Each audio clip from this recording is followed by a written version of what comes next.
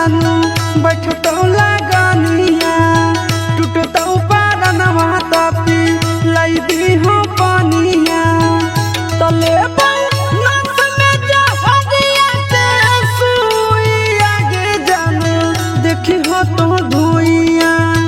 लहर पानी भरै तो कुइया में जानू देखी हो तो धुइया लहर पानी भरै तो कुइया में जानू देखी हो तो धुइया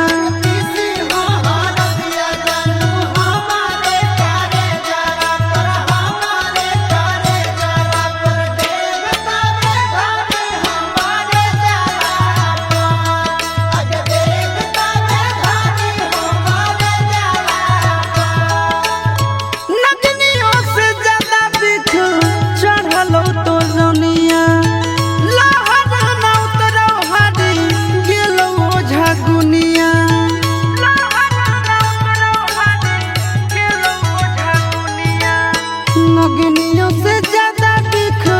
चढ़ल तो रनिया लहर न उतरल हरी गेलो झगुनिया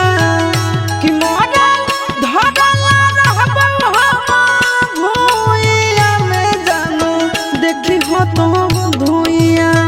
लहर पानी भरै